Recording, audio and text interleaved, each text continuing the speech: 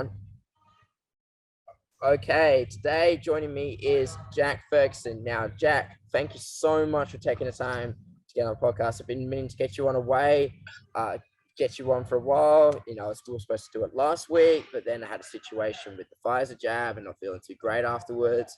But we finally got you back, and I just want to ask, man, just want to say thank you and how you been? I'm fantastic, bro. Thank you for having me here. Yeah, I've been looking forward to doing this with you for a long time. So I'm glad the day finally came. Yeah, that's good to hear, man. So honestly, for when I was doing my research for this podcast, obviously, I want to make sure I get everything now down and all that. I gotta admit, man, wasn't too hard to find information on you, but you are someone who's pretty much almost living the fighter's dream right now. I mean, when we first started talking, you told me you were posted up in Bangkok. I mean, how long you been there for? I've been in Thailand for 4 years and Bangkok for 1 year. Wow. So where were you staying in Thailand before Bangkok? I was living in Chiang Mai. It's like a small village town, I guess, in like the northern part of Thailand. Have you been? Yeah, I've been to Phuket a couple of times. Mhm. So I visited Thai and Muay Thai, which, Mhm. by the way, is a phenomenal place. I mean, I've never actually been inside, but I've scoped it out from the outside. I've had people Mhm. take me tours around the place. But where you are, I've never been before, nor have I actually been to Bangkok. So my knowledge of Thailand is very, very brief. But That's yeah. But I wanted to actually start off, man. But like, if you've been living there for 4 years, like, what persuaded you to go there in the first place and start living there? For me, bro, I feel like I was sort of at like the crossroads, like I was good enough. I was competing professionally in New Zealand, but still working like that 9 to 5 grind, like construction and this kind of stuff. And I felt kind of like I always had the dream of being, like living fighter's lifestyle, but it wasn't. It didn't really make it real for me until I made it everything, because especially to people like my parents, my friends, it was more like a hobby, you know. And so I felt kind of like stagnated by comfort, bro. Like it's too easy to go drink with the boys or go chase girls and these kind of things. I feel like it was tough to focus just on training, so I needed to have like tunnel vision, And a few of my boys from New Zealand had already made the move out to Thailand. They sort of paved the way, so I got a sponsorship at a gym with them, and that's what really like solidified this as a like possibly as a career path, So that's what made it professional. That's what made it real for me instead of just being like a pipe dream or like a hobby. Wow. So if you don't mind me asking, Jack, how old are you, man? I just turned 26. Oh, congratulations. Happy birthday, man. Thank Uh, you. Wait, so if you're 26, you've been in Thailand for 4 years, you moved out there when you were 22. Oh, so you moved out there when you were my age. How long were you competing in professionally before you made that jump to Thailand? So I've been competing since I was 18. So what's 8 years now? But yeah, I turned pro like a month after training. I started training and took like my first 2 pro fights back to back, and then lost both of them. And I was like, oh, I should probably actually learn how to fight first before. Wow. As in, like your first ever pro Muay Thai fights, or are we talking MMA fights? MMA. Like Wow. I fought in Australia actually. I fought in Sydney twice. That's Uh, correct. Yes, because I'm glad you pulled that up as well. You cleared something up for me because when I was doing my research on you, I couldn't find anything on your amateur career. The first, doesn't the only, exist, bro. yeah, I'm like that's why because I thought, oh, maybe this guy's a badass. He's had like some unsanctioned fights, which a lot of fighters they tell me they go through when they're at the amateurs. They have a little few underground fights here and there, but man, you went straight to pro. Wow. So walk me through what was that like? Um, it was actually. It sounds weird. I wasn't nervous. I wasn't scared in those fights because I didn't know the difference between just being some retard that can fight a little bit and then like a pro fighter. Like every guy on the street thinks he can beat Mark Hunt in a fight, you know? And so like, I kind of had like that stupid kid mentality. Yeah, I'll beat anyone. I don't care. And they asked me to fight. And to be honest, I wasn't scared in those fights. I was completely confident. I didn't really know what I was doing, but I had that like that naive, like I don't know, youth mentality, you know, not scared of anything. So it was pretty interesting, bro. And then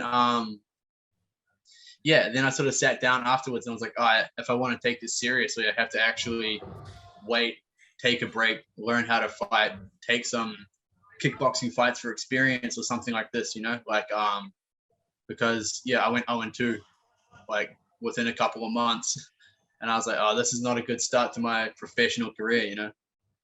Wow. So literally within a month, you just went pro, you went absolutely right into the deep end, and then you had your first fight against George Melizis, which was a loss, which is actually a loss for your, position, which honestly, for a first fight, that's not a bad thing because, you didn't get knocked out, you didn't get submitted, you went the distance, and obviously you only had a very short period of time of training. So I got a hiding, to be honest, bro.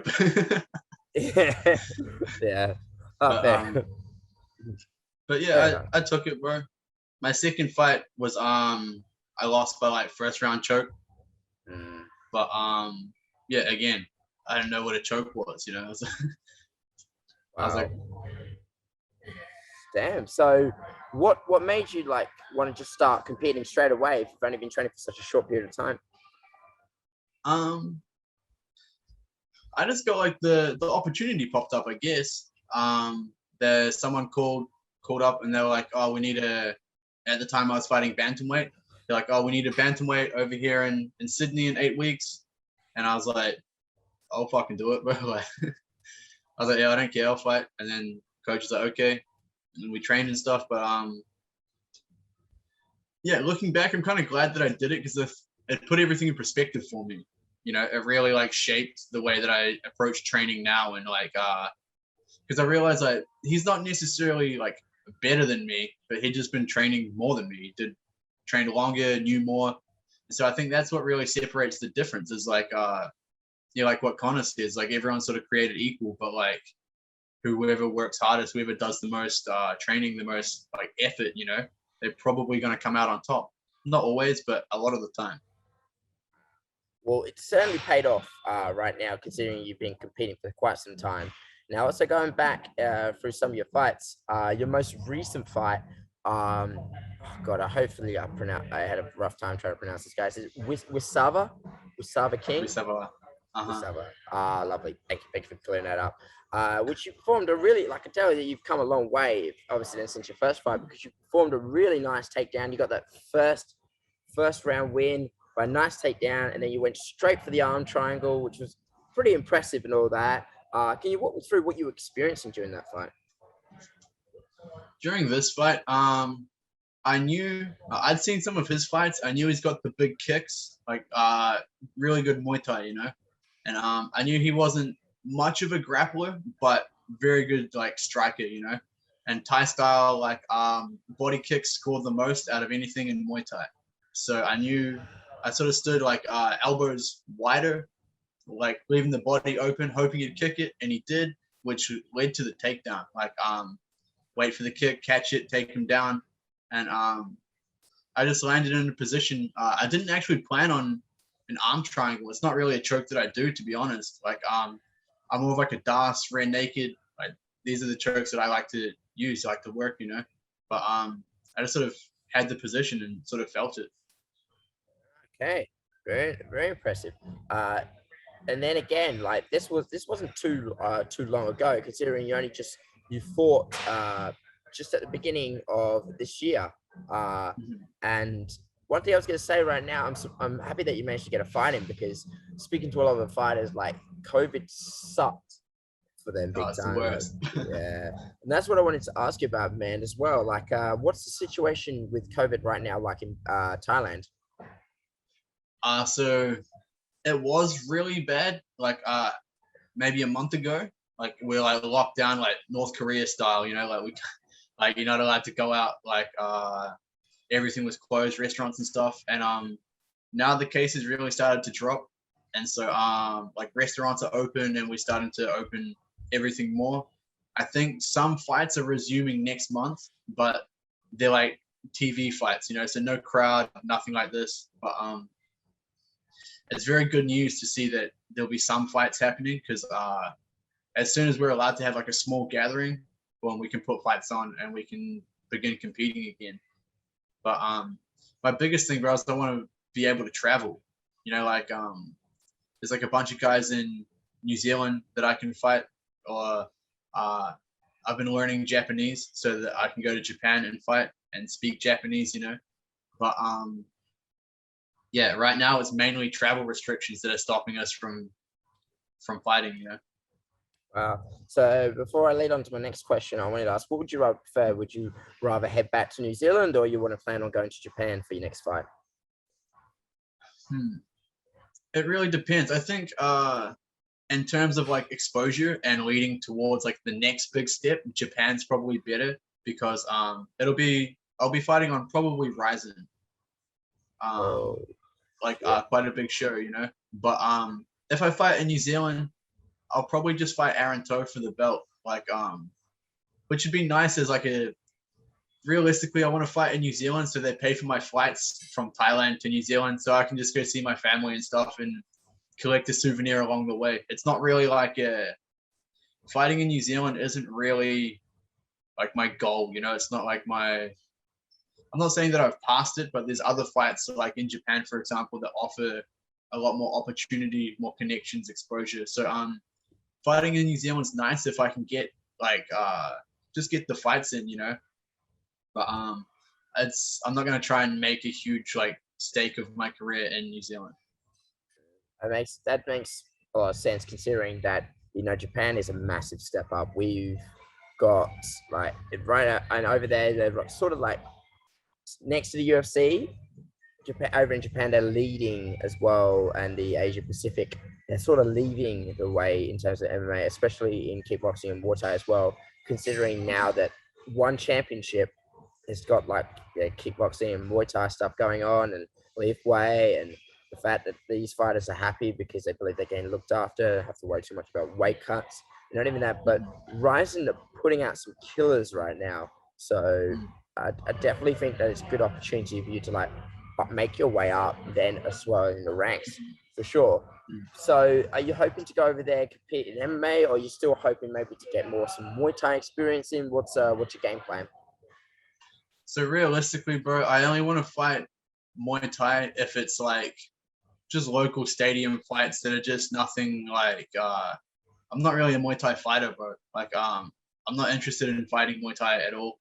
I'll do it for like just to keep the ring rust away, fight some local guys that are like, my level of striking and stuff like that.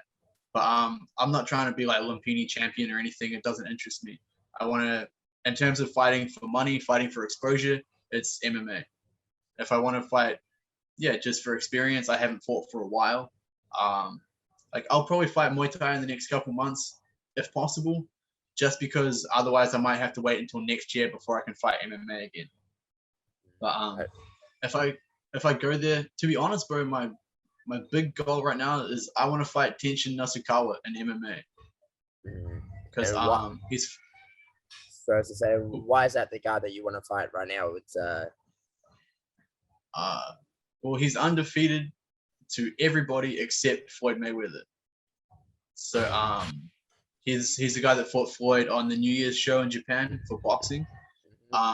He fought my teammate Fritz in kickboxing, and he's now 4-0 in MMA.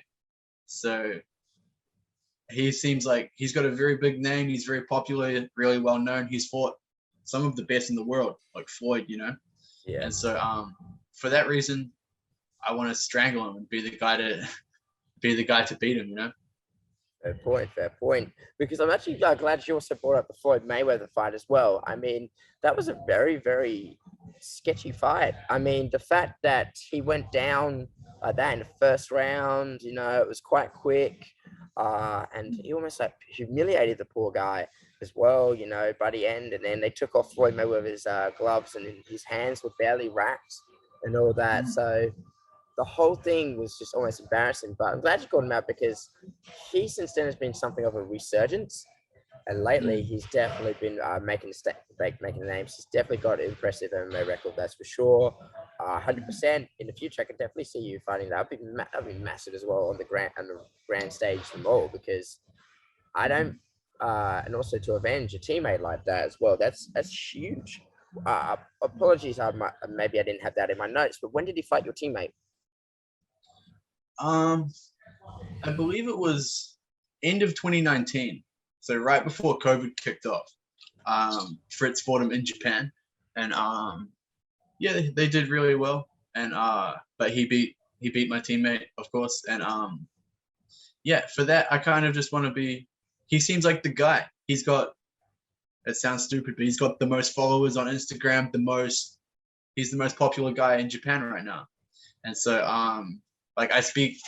I don't speak. I'm learning Japanese. Like I got my homework right here. You know, like I've been studying hard because I want to go over there and speak their native language, be remembered for beating one of the heroes, and then that I think that'll be a great exposure in going there. Like that's the ticket to like the big league, you know. And whereas, like I said, fighting in New Zealand is just like I'll just beat some guy, you know. I don't even know their names. Yeah, I see. So also right now, the other thing is going on right now in terms of like Bangkok is one thing we got is like a whole flight restrictions. And of course, it's definitely hard to travel. I can pretty much understand like almost every person that I've spoken to, or every person, especially our age, they just want to get out of the country because they felt like they were being completely held captive, or not really held captive is the right word, but completely held to this one location for literally just over a year, especially in some countries where they've only literally just come out of lockdown. Here in Perth, we've been like super, super lucky because we've had a couple of snap lockdowns here and there, but our actual big lockdown in 2020 only lasted roughly a good at least 2 months, just a few months. Mm-hmm. And then that was it. And then since then, we've just had restrictions here and there, a couple of snap lockdowns, but nothing too serious. Now, you were in Bangkok, so you were in Thailand when we had the whole massive COVID situation go down. Now, for someone who had no idea what it was like over in Thailand, what were you doing during that whole year to keep up with your training? Mm-hmm. So one thing I really like about Thailand, it sounds kind of bad, is like I don't want to call it the corruption, but the fact that there's no rules, there's only guidelines in Thailand.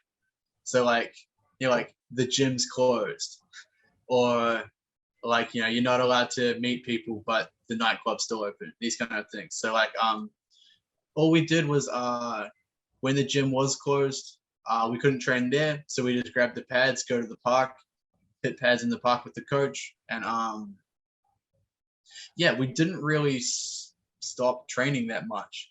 It definitely changed. We couldn't do as much grappling like on the grass or anything, but we're still hitting pads, bro, doing drills and stuff. But yeah, I think there's always going to be a way to do something, you know.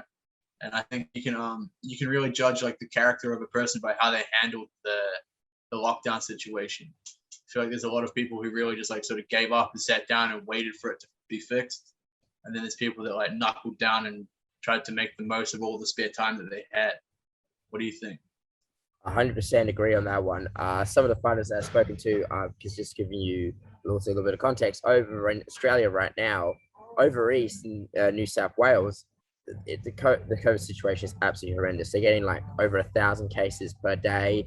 Don't think it's ever been this high. They're getting quite a few deaths now, a lot of hospitalizations.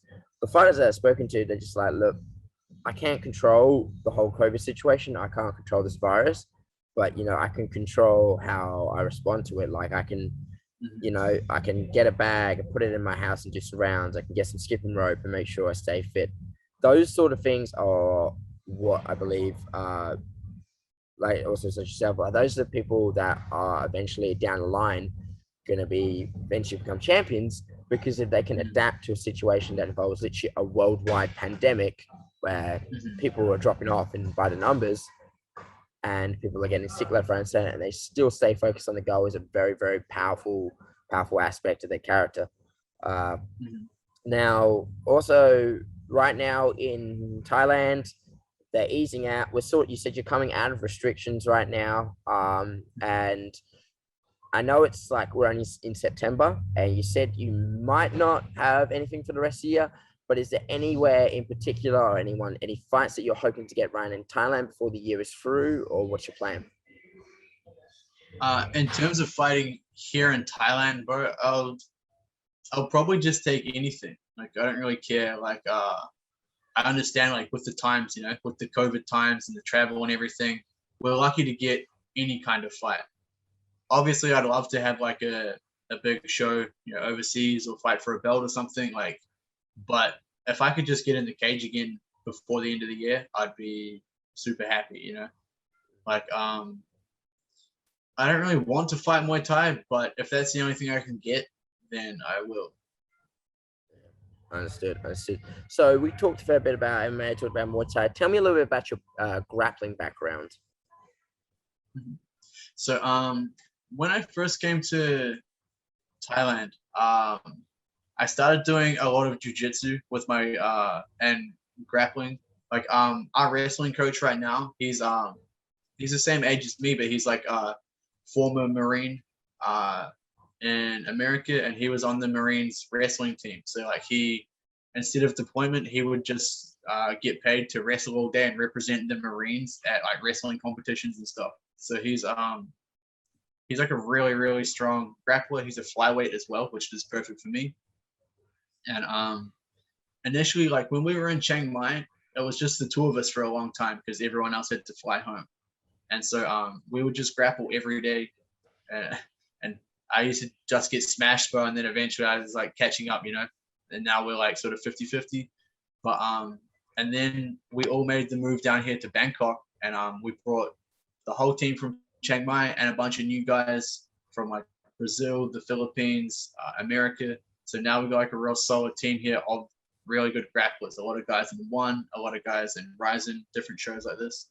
So I only have a blue belt because I never really do gi. Like, I kind of despise the gi, to be honest, but I think it's fucking annoying. Like, I feel like you're fighting with your younger brother, you know, everyone's pulling your hair and stuff. Like, I'm not really a big gi guy. It makes sense though. I mean, personally, I do train with both the gi and the no gi, because they're two very different systems. Again, my grappling knowledge is a bit very, very low tier. But one thing I do when I talk to fighters, very rarely do fighters actually usually compete with the gi. It's just because you're trying to get because now martial arts is so vast. There's so many styles out there. You want to find skills and styles that are best for you as well, especially when you're in the cage, when you're just fighting in your shorts. You know, there's no collars, there's no wrists, there's no sleeves, there's nothing you're grabbing hold of. So it's not that skills are bad, it's just they're not useful for you in your given situation. That's really all I can say. Yeah, I feel like it's like there's nothing wrong with training in the gi occasionally, but like, if you're, for example, if you're trying to like escape the back, right, and then someone's trying to collar choke you, well, all of this is unrealistic compared to fighting hands, fighting the wrist, protecting your neck. So like, it's very different. I feel like if you do like a 5-minute round and there's 4 minutes of people holding the gi, then you've only really got 1 minute of actual grappling in, and the rest of it's just been like, you know, the rest of it's not realistic. It's not relevant. That makes complete sense. Did you ever compete in any grappling tournaments? I did like the odd jiu-jitsu competition, like in New Zealand and stuff, but not really, bro. Like, that's not really something that I do. That's all cool. Yeah. So tell me a little bit about your what is it like competing at flyweight? When did you make the transition between being a bantamweight to a flyweight? I sort of decided when I came out here and I was competing full time, training full time, my weight sort of naturally crept down, like because I'm not working construction anymore. You know, I'm not like carrying, like I used to do scaffolding, which is very tough work, and so I always carried a lot of weight, as well as I was sort of drinking and stuff too, like on the weekends. So I was always sort of naturally heavier. So I'd be like 75 walking around, and so cut to 62 was quite big. But now I sort of walk around like 68, 70. So the cut to 57 is not such a big it's not such a big deal. I just found like I feel I perform better there. That makes complete sense and all. And that doesn't sound like you've got really much of a weight cut, really. Yeah, well, because like I think the biggest weight cut I ever did was for when I fought Ryan Robertson, and I went from I think 72 down to 57 in 6 weeks. So Wow. that's a pretty big cut, like 15 kilos, and I think it showed in the fight, to be honest. Like there's a couple times where like I was taken down and stuff, and I was like, fuck, like trying to yeah, I felt good, but not I feel like I didn't handle the weight cut very well, or I didn't perform it well. Well, I've had a nutritionist on the podcast before, and they tell me about the how intense some of these weight cuts are, especially when you did it over a 6 week period, which isn't too hard. But how did you manage to cut that much weight? So a lot of it was, most of it was like water manipulation. So like you know, like sweating, sauna, these kind of things, and the rest of it was just like calorie restrictions. It's like super tough training in Thailand heat, and like not eating, just eating like vegetables and chicken, and you know, like classic horrible weight cutting foods. And yeah, weight, I usually lose weight pretty quickly. Like if I just like stop eating ice creams and stuff, like my weight drops like pretty quick. But yeah, it was definitely like really tough. I think I got to Australia, I flew into Perth, and I think I was still like 64 or something like that, like a couple days before, and then I just didn't really eat anything until after weigh-ins. Wow, because I got down on my notes here that you fought in 2019 here in Perth. Was that your first visit to Perth? Yeah. Yeah, awesome. So, and then when I watched back for the fight, I could definitely tell there was like some signs of fatigue coming in. But right off the first round, you actually really looked like you were holding your own pretty well. So, I mean, I was pretty impressed by the fight. You were throwing some nice leg kicks. You had a solid jab going through. And there was one point at the in the first round where there was some sort of situation that you had with your eye. What was that all about? It was, I feel like it was Vaseline. I think it was right after our first like sort of wrestling exchange. Like I shot and we got back up, and maybe we rubbed heads, and I didn't really feel it. And then when we stood back, and I was like, I just blinked, and there was like Vas in my eye, you know. And I was just, all I needed to do was just wipe it up, but like I had nothing to wipe it with. I'm not wearing a shirt, so I just had to wipe Vaseline out of my eye, and we were ready to go. It wasn't like a poke or anything. It was just, I think I had a big lump of Vas like under my eye. I think it just went in during the fight. That makes complete sense. Now, obviously, that was your last loss, unfortunately. But given the competitive nature of the fight, it was very, very impressive. Now, obviously, we got Perth being open right now, and that we actually have an eternal event coming up in October. Now, I'm just saying hypothetically, I'm no matchmaker, but if you could run that back with Ryan, would you take the chance? 100%. Like I like Ryan. We sat down and chilled after the fight. Like he's a great dude, but it's business, you know. Like I feel like I don't feel like I was outclassed. I think in my leading up to that fight, actually, there was a big transition of where it's got nothing to. I don't want to sound like I'm taking anything away from Ryan, but for me, we were just in the middle of leaving my gym in Chiang Mai. Lots of beef going on with the coaches, and so like for example, I went there by myself. I didn't take a coach. I didn't take a cornerman or a friend or nothing. I flew to Perth by myself, cut weight by myself, and then I knew one person in Perth. It was like my old drinking buddy from high school. So he was just chilling in the crowd somewhere. And then so I felt kind of I wasn't there, you know. I felt like I wasn't there to fight like I'm normally there to fight. So I think that definitely played a factor in my, you know, I feel like you can see in some of the exchanges, I'm not really there. Like we're taken down, I'm not really scrambling. I'm kind of just like, you know, more like a roll than like an actual fight. So for me, yeah, I would definitely like to run that back. I know he's training in Bali now, so he's yeah, he's training full time as well, which is good. Yeah, I'd love to run it back with Ryan if I could. That's interesting. So you mentioned that you didn't take any coaches or anyone along with you. Do you mind me asking why was that the case? I'm a person that thrives off like positivity, you know, like I only do positive, bro. I don't do negative like at all. And we were right in the middle of the gym in Chiang Mai was falling apart, arguing between the fighters and the coaches, and so which was actually why I moved to Bangkok. We had an argument with the coach, and I brought the whole team to Bangkok, and the coach left, went back to America. But so I was like, my two options were bring someone who I really don't like, who's super negative, or go by myself. And I was like, well fuck it. I trust me more than I trust them, so I'll come by myself. Wow, that's fucking ballsy. That's what I'm gonna say. I mean, you usually like when you speak to fighters, you know, they've always got their team around them. They've got people who usually give them advice. It's rare. It's definitely not common, but again, it's quite not too rare either.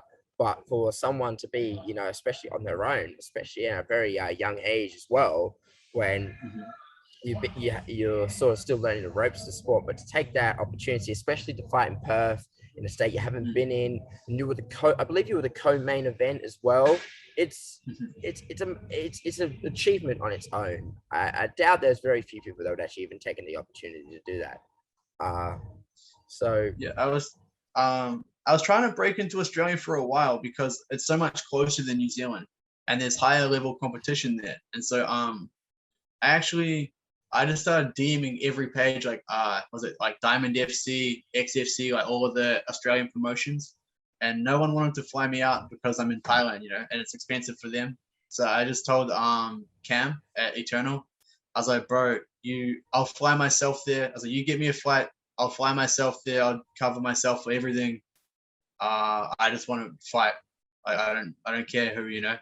And then I got Ryan, and so that's sort of how it all played out. And yeah, I took the loss, and you know, I hate losing. Yeah, it sucks, but now they know that I'm serious. You know, now when they need a flyweight, they know they can call me. They know that I'll be there. You know, so I think it was worth all the experience, just for the fact that now I'm being taken seriously. You know, they know that I'm here to fight. I'm a legitimate fighter. Interesting. Makes interesting. Now, also one thing I personally wanted to ask you, like as well, because I'll give you a little bit of background again about myself. I am a coach at the UFC gym in Balcata, which is in Perth as well. So, you know, I like to work with as many people as I can, different disciplines. I had a background in sports science and exercise and health from UWA. So and obviously personally right now as I work as a strength coach when, you know, I'm not trying to build up this podcast and all. So one thing I always like to ask fighters is I'm very, very fascinated about nutrition and strength and conditioning.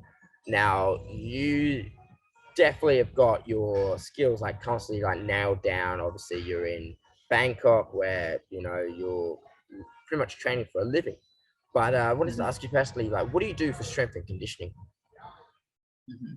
So, in terms of like strength, I focus mainly on just compound lifts. So normally sometimes twice a week, usually once a week, I'll do like, you know, your squat, bench, dead, overhead press. hinge, clean, these kind of things. Just for like general strength and like grip and everything. But and then in terms of conditioning, we'll do leading up to a fight, especially we'll do like 3 5s or 4 5s of we call like sharking. So like first minute on the air dyne, like or the assault bike, as fast as you can. Then in the ring, you'll be like on the pads. When you start losing power on the pads, someone will shoot on you, so you have to start wrestling. You get up, back on the pads, back like so you're just getting pretty much smashed for like the whole time. And or we do like circuits, like hit style, like minute on the ropes, minute sled, ride the bike. But I'm not like a real big like strength and conditioning guy. Like I know some people do 3 or 4 times a week, like they do like upper body, lower body, cardio, sprints. I'm not a big strength and conditioning guy. I do it a couple times a week, and then majority of my training comes from training, hitting pads, wrestling hard. Like it's something I do more of leading into fight camp, because when you're training so often, if you go and do like a heavy squat session, your legs are sore for 3 days, and then you got 6, 7 trainings in those 3 days. It's going to take a big toll on your overall recovery. So it's something that I try and balance evenly. What would your advice be as a strength coach? If I were you, I would focus on very specific exercises. So there's a whole bunch that I usually go through when it comes to fighters. One thing I like to focus on a lot is bands. Mainly is because when you get to full extension, that's where the muscle is most strong. So when you get to a full eccentric contraction, let's say it's your jab, that's when your muscle's most strongest. So normally what I do is I get a band, wrap it around a pole, and I get someone to practice just their jab as quickly as they can, just pop it off, and maybe their hooks. Another thing we do is quite often is the landmine press, because it replicates the elements of a straight right or a jab. Another thing which I get fighters to do a lot, which I usually enjoy, is, do you know what a Kaiser machine is? I feel like I should know what it is. Yeah, it's like a cable machine. I can send you for a few exercises for sure. It's a cable machine where it's got 2 handles and you can adjust the weight. And what I make them do is that you get into a fighting stance, and then I make them throw just straights and rights with the handles in their hands. Now, the reason why is because personally, when it comes to boxing, you may see a lot of fighters doing where they grab dumbbells and they put them in their hands, and then they do shadow boxing. The reason why I don't like that is because it is a vertical weight against a horizontal movement, which again can actually slow you down. It's been proven to slow you down. However, if you get a horizontal weight with a horizontal movement, it can actually make you a whole lot quicker. And then there's things like medicine ball slams, they build explosiveness, trap bar jumps, which again help build explosiveness in the legs. Again, these very specific exercises to help you, because there's just certain exercises I wouldn't recommend for a fighter. It's just because they're not specific to your sport. Understood? Yeah. I don't really do like straight bar deadlift, because I'm not like I never learned how to deadlift straight bar properly, and the amount of time it takes to work your way up and that kind of thing, I don't really have the time. So I use a trap bar. They're like it's cheating, It's like, oh, lazy, but it's just a safety thing. Like if I pull my back, I might be out for a couple of weeks, 100%. It's not cheating at all.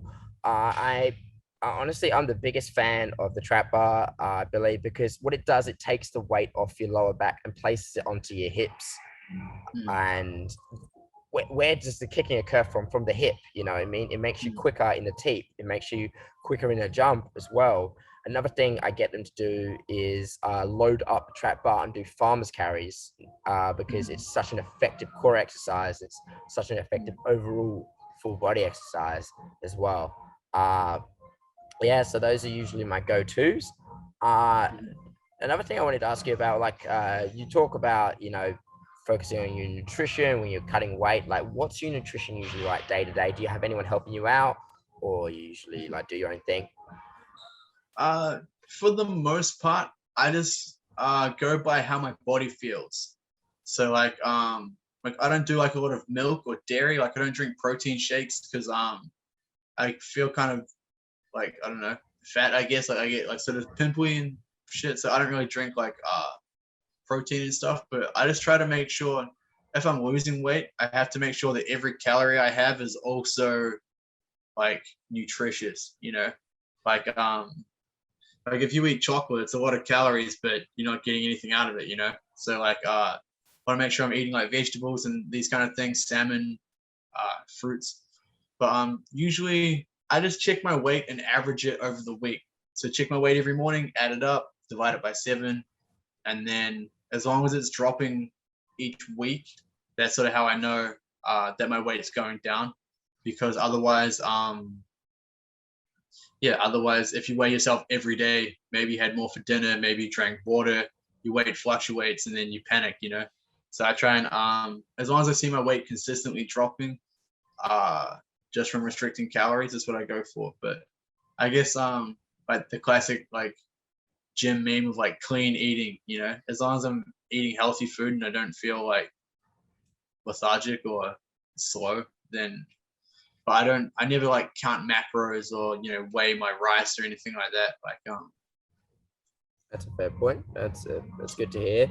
And so right now, I was say we're just leading up to the end of this the podcast episode because I got to get my butt back to work, and I'm sure you got things to do as well. I just wanted to the last part of the podcast I always do for everyone is I like to just ask, would you like to take the time? Is there anyone in particular you want to thank, or anyone you want to extend your gratitude to? If it's a person or it's any sponsors? mhm. Yeah, of course. So, first of all, thank you for having me on. It's been great to talk to you, bro. I really appreciate the time.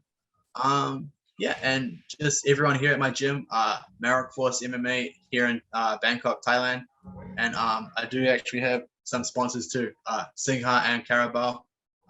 These guys really look after us here, supply us with gear and all the stuff. So, yeah, thank you to everybody who's helped me along the way so far. Awesome. All right. Thank you very much for your time, Jack. Really appreciate it. All the best, man. And hopefully, when you come to Perth, man, hopefully we can catch up, man. So, because I think earlier you mentioned, you only had one drinking buddy who you knew, you knew from high school. Uh-huh. If there's any way or shape or form I can help you while you're here in Perth, man, please don't be afraid to reach out, man. Awesome, thank you, bro. I really appreciate it. You keep me in the loop with these shows in October because who knows, I might be there. I hope to see you there too. All right. Awesome, thank you, bro. I appreciate it.